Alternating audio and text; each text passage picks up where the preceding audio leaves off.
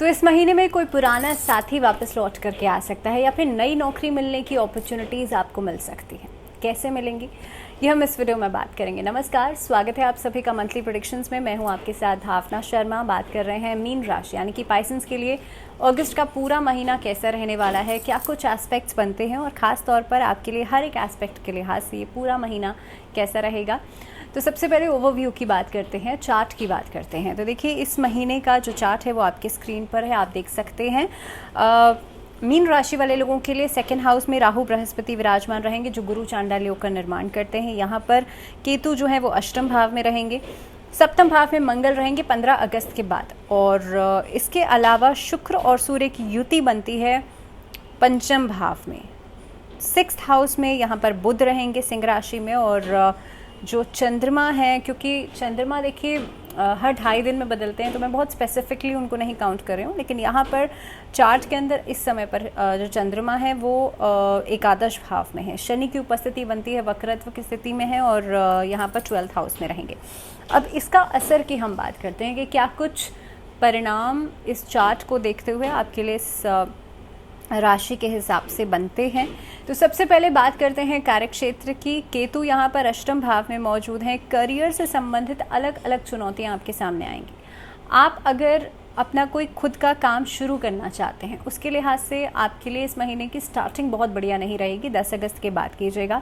शनि जो है वो करियर का प्लैनेट है और यहाँ पर देखिए 12वें भाव में मौजूद है, कुंभ राशि में मौजूद है। इस अवस्था के अंदर आप देखेंगे आपके सीनियर्स के साथ, आपके सहकर्मियों के साथ आपको चुनौतियों का सामना ज़रूर करना पड़ेगा और किसी भी काम को एग्जीक्यूट करने में दिक्कतें आ सकती हैं। आपने काम तो ले लिया, एक्सेप्ट कर लिया, लेकिन उसके बाद जो एग्जीक्यूशन रहेगा उसमें प्रॉब्लम्स बिल्कुल आ सकती हैं।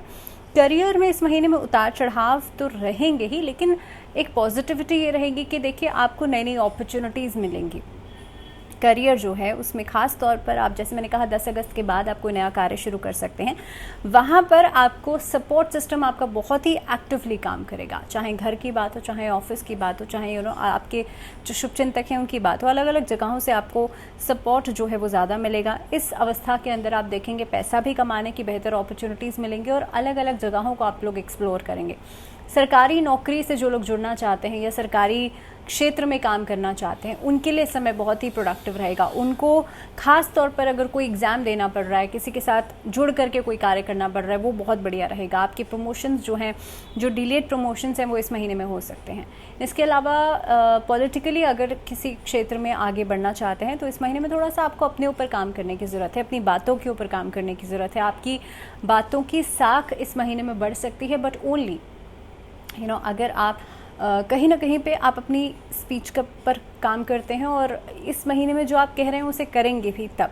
दूसरी बात यह है कि नौकरी में ख़ास तौर पे देखिए कुछ ऐसे पॉइंटर्स हो सकते हैं, कुछ ऐसी जगहें हो सकती हैं जहां पर आपको विलंब का सामना करना पड़ सकता है, जहां पर आपको डिलेज का सामना करना पड़ सकता है। मान लीजिए आपसे जो अधीनस्थ काम करते हैं लोग, उनको आपने कोई ऑर्डर दिया, वहां पर चीज़ें डिले हो सकती हैं, तो आपके ऑर्डर्स जो हैं उसके एग्जीक्यूशन में भी दिक्कतें आ सकती हैं। बिज़नेस जो लोग कर रहे हैं उनको इस महीने में बहुत ज़्यादा अमाउंट का इन्वेस्टमेंट नहीं करना चाहिए। पैसा, बहुत सारी अमाउंट का पैसा एक ही जगह नहीं लगाना चाहिए। अगर आप देखिए एक्सपेंशन करना चाहते हैं बिज़नेस में, आप उसको बढ़ाना चाहते हैं, तो इस महीने के लगभग 18 तारीख के बाद कीजिएगा और वो भी कम अमाउंट का इन्वेस्टमेंट या कम अमाउंट से उसे एक्सपैंड कीजिएगा। दूसरी चीज़, अगर आप किसी भी बिज़नेस की शुरुआत कर रहे हैं, उसके प्रॉस एंड कॉन्स को दोनों को ही समझ के चलिएगा। बिकॉज एक तरफा सोचना, एक तरफा सिर्फ देखना is not a good thing. और इस समय पर आपको कोशिश ये करनी चाहिए कि अगर आप दोनों तरफ देख करके नहीं चल रहे हैं, then you will land up into problems. तो इस चीज़ को दिमाग में रखिएगा। इस महीने के अंदर लगभग आप देख रहे हैं, अगर आप किसी नए कार्य की शुरुआत करते हैं, कपड़ों से जुड़ा हुआ है, स्टील इंडस्ट्री से जुड़ा हुआ है, मान लीजिए स्टोन वर्क से जुड़ा हुआ है, परफ्यूम इंडस्ट्री से जुड़ा हुआ कोई कार्य है, तो वहाँ पर आपको एक्स्ट्रा एफर्ट लगानी ही पड़ेगी। आप दूसरे के भरोसे नहीं रह सकते, आप अपने भाग्य के भरोसे नहीं रह सकते, आपको एक्स्ट्रा एफर्ट लगानी ही पड़ेगी। लेकिन एक और अच्छी चीज़ इस महीने में ये होने वाली है कि देखिए कामकाज से आपको बहुत ही बेहतर आउटपुट मिलेगा और वो काफ़ी हद तक 20 अगस्त के बाद मिलेगा। So whatever you are doing, जो भी आप कार्य कर रहे हैं, जो भी आप एफर्ट लगा रहे हैं, उसका आउटपुट बहुत बढ़िया मिलने वाला है, so just wait for that. आर्थिक स्थिति की मैं बात करूं तो आर्थिक स्थिति के लिहाज से इस महीने में लाभ कमाने में थोड़ी सी दिक्कतें आ सकती हैं और वो रहेंगी 15 अगस्त के आसपास। देखिए 8 अगस्त से लेकर के लगभग 15 अगस्त का टाइम जो रहेगा वो थोड़ा सा ऐसा रहेगा, आपको पैसे के मामले में किसी के ऊपर भी ब्लाइंड फेथ नहीं करना, आंख मूंद करके भरोसा नहीं करना। यहाँ पर अगर मैं राहु की स्थिति देख रही हूँ, केतु की स्थिति देख रही हूँ, शनि की स्थिति देख रही हूँ, तीनों ही जो यहाँ पर सिचुएशंस हैं ये खर्चे को बढ़ा रही हैं, अननेसेसरी खर्चे को बढ़ा रही हैं और काफ़ी हद तक आप देखेंगे 15 अगस्त के आसपास चीज़ें बढ़ेंगी। इस महीने के अंदर या इस टाइम पीरियड के अंदर आपको कोशिश करनी चाहिए जो अननेसेसरी खर्चे हैं उनको आप टाल दीजिए। ट्रैवलिंग बहुत ज़्यादा करना मुझे नहीं लगता कि प्रॉफिटेबल रहेगा। शेयर मार्केट में डील कर रहे लोगों को लाभ मिलने की हालांकि संभावना बनती है, लेकिन सट्टेबाजी से बचेगा। इस महीने में जितना आप धीमी गति से चलेंगे उतना ही आप लाभ कमाएंगे, तो जल्दबाजी करने की कोशिश किसी भी कार्य में नहीं कीजिएगा। इस महीने में खास तौर पर आप देखेंगे बृहस्पति की जो स्थिति बनती है आपको अलग अलग फील्ड से जोड़ेगी, अलग अलग कार्यों से जोड़ेगी, but on the same hand आपके लिए प्रॉपर्टी से जुड़ा हुआ भी लाभ हो सकता है। कहीं से पैटर्नल प्रॉपर्टी आपको मिल सकती है, विरासत में कोई चीज़ मिल सकती है, इस तरह की चीज़ें होती हुई नज़र आती हैं। इनफैक्ट अगर कहीं कोई पैसा फंसा हुआ था वो अचानक से आपको मिल सकता है। सो ऐसी स्थितियों में आपको लाभ हो सकता है। इस महीने में आप इन्वेस्टमेंट्स के बारे में भी काफ़ी हद तक सोचेंगे और हो सकता है आप म्यूचुअल फंड्स इन सब चीज़ों में इन्वेस्टमेंट्स करने के बारे में सोचेंगे। सो इन ऑल एक बैलेंस जो है वो बनता हुआ नज़र आता है। स्वास्थ्य की दृष्टि से अगर मैं देखूं तो इस महीने में आपको मिड में जाकर के दिक्कतें आ सकती हैं, आपकी जो इम्यूनिटी है वो कम हो सकती है। इस महीने में सीजनल चेंजेस की वजह से अचानक से फीवर आ गया, वायरल हो गया, इस तरह की चीज़ें ज़्यादा रहेंगी। और कोशिश कीजिएगा कि आप घर में बच्चों के स्वास्थ्य का बहुत ज़्यादा ध्यान रखें। जो इन्फेंट्स हैं, जो टीनेज में है या जो 10 साल से छोटे बच्चे हैं, उनके स्वास्थ्य का बहुत ज़्यादा ध्यान रखें, उनकी इम्यूनिटी पावर को ज़रूर बढ़ाएं, मेक श्योर उनकी फिटनेस का ज़्यादा ध्यान रखें। मंगल की जो स्थिति बनती है ये तनाव के कारण भी आपको मानसिक परेशानियां दे सकती है। इस महीने के अंदर आपको कोशिश ये करनी चाहिए, सबसे ज़्यादा आप लोग तनाव से बचेंगे, जितना हो सकता है मंत्र चैंटिंग कीजिएगा, ओम मंत्र का उच्चारण आप कर सकते हैं। इस महीने में मोस्टली जो इश्यूज़ आएंगे वो खांसी, जुकाम, दर्द, पैरों में दर्द की समस्या, ये वाली प्रॉब्लम्स आएंगी और वो बहुत लंबे ड्यूरेशन के लिए नहीं टिकेंगे, लेकिन हाँ आएंगी ज़रूर। तो मेक श्योर कि आप इन सब चीज़ों का ध्यान रखें और अपने इम्यूनिटी पर ज़रूर काम कीजिएगा।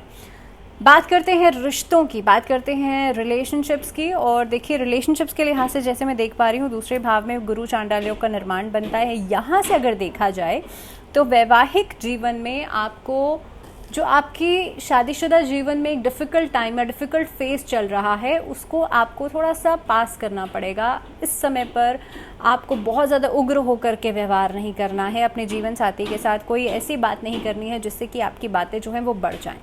जहाँ पर लव रिलेशनशिप्स की बात आती है, यहाँ पर देखिए क्योंकि पंचम भाव में सूर्य शुक्र भी विराजमान है, अचानक से बातों को लेकर के क्लैशेस उठ सकते हैं, अचानक से मिसअंडरस्टैंडिंग हो जाएगी, बात दोनों की सही होगी लेकिन still you will land up into misunderstandings. लेकिन आपको पता है जब कि आपको रिश्ते को बचाना है, आपको रिश्ते को आगे लेकर के जाना है, सो आपको सिर्फ और सिर्फ समझना है इस समय पर कि टाइम जो है वो बहुत बहुत सेंसिटिव है और इसको समझते हुए ही आपको इस समय को निकालना है। दूसरी बात यह है इस महीने के अंदर जो शादी के बंधन में बंधना चाहते हैं उनके लिए लगभग महीने के एंडिंग में जाकर के डेट्स फिक्स हो सकती हैं। महीने के एंडिंग में जाकर के ही आप अपने माता पिता से, अपने फैमिली मेम्बर से बात कीजिएगा, नहीं तो उससे पहले चीज़ों को थोड़ा सा गलत मोड़ में लिया जा सकता है।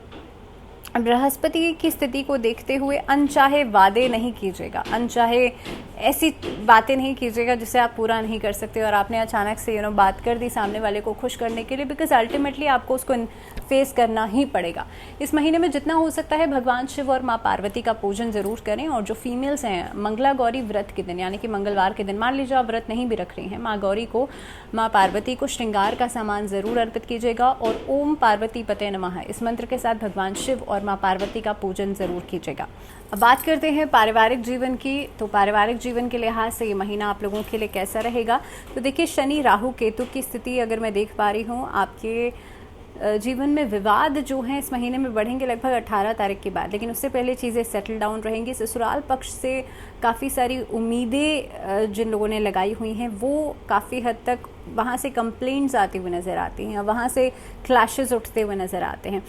इस महीने के अंदर क्योंकि केतु की स्थिति अष्टम भाव में बनती है और केतु एक हेडलेस एनर्जी है, तो इस महीने में छोटी छोटी बातों को लेकर के वाद विवाद और काफ़ी हद तक प्रॉपर्टी को लेकर के भी ऐसे मुद्दे उठ सकते हैं जिसमें कि आपस में क्लैशेस हो जाएं।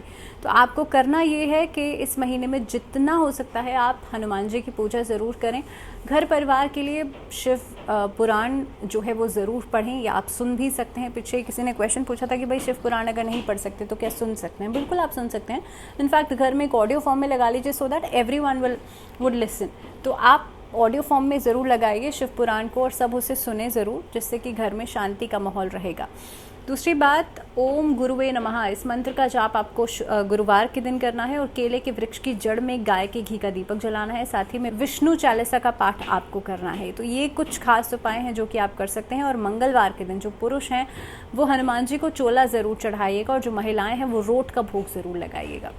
और इन्हीं कुछ खास उपायों के साथ इस वीडियो में भी फिलहाल इतना ही। मुझे दीजिए इजाज़त, लेकिन आप लोग जुड़े रहिए चैनल के साथ। And till the next video अपना ध्यान रखिए बहुत सारा। नमस्कार।